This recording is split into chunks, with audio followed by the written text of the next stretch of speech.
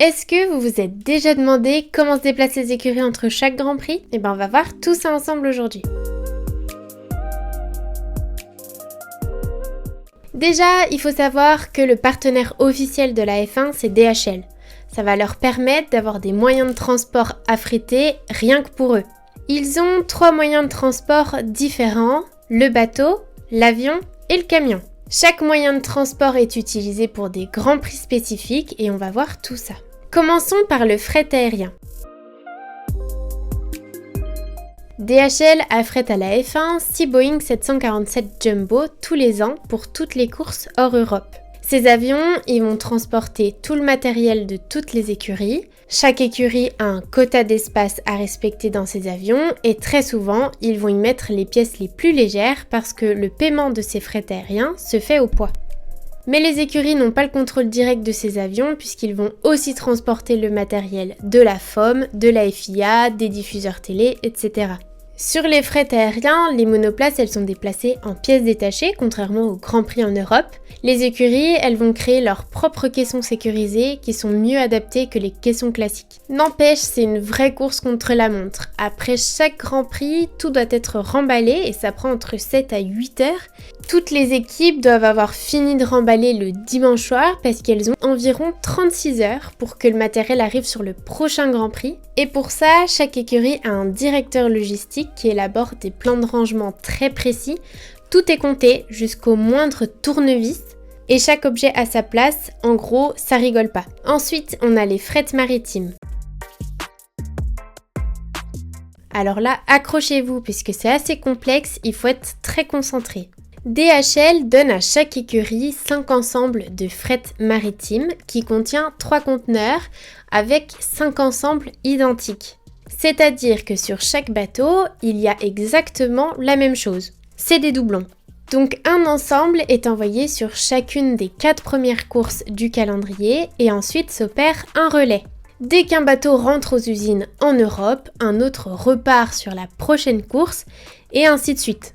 C'est le moyen de transport le moins coûteux pour les écuries. Donc sur ces bateaux, on va y trouver tout ce qui est mobilier de garage, les équipements d'hospitalité, les structures des stands, etc. Les motorhomes voyagent aussi sur des bateaux. Les motorhomes, c'est les gros bâtiments que les écuries ont dans les paddocks. Dedans, on y retrouve les bureaux, les cuisines, les salons, etc. Pour Red Bull par exemple, leur motorhome fait environ 1200 mètres carrés. Il fait plusieurs étages et il se monte en moins de 2 jours. C'est énorme. Et très rapide. Quasiment toutes les écuries sont européennes et même les écuries comme Haas, qui est une écurie américaine, ont fait installer des bases en Europe pour faciliter la tournée des Grands Prix européens. Vu qu'il y a quand même 10 Grands Prix européens qui s'enchaînent entre mai et septembre. Donc il faut quand même pouvoir tenir le rythme. Et pour finir avec les transports, on a les camions.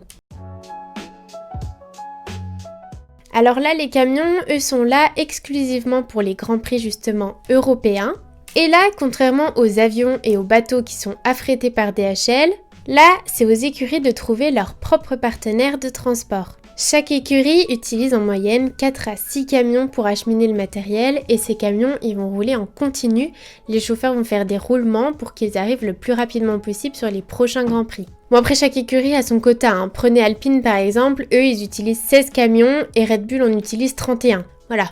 Donc un camion va transporter tout le matériel du garage, donc les pneus, les outils, etc. Un deuxième va transporter les 2 monoplaces qui sont transportées en entière cette fois-ci. Et un troisième va transporter toutes les pièces de rechange, donc les ailerons, etc. Et tous les autres transporteront les motorhomes, les équipements, les installations d'hospitalité, etc. Ensuite vient toute la logistique autour du personnel, parce que oui, eux aussi se déplacent entre chaque Grand Prix.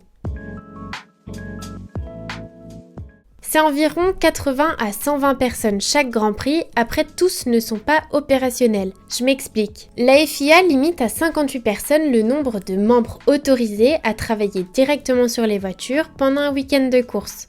Ça inclut les mécaniciens, les ingénieurs, les électriciens, les analystes de données, les pilotes, les remplaçants, etc. Et du coup, le reste des personnes qui viennent tous les week-ends sont des personnes qui font partie du personnel non opérationnel.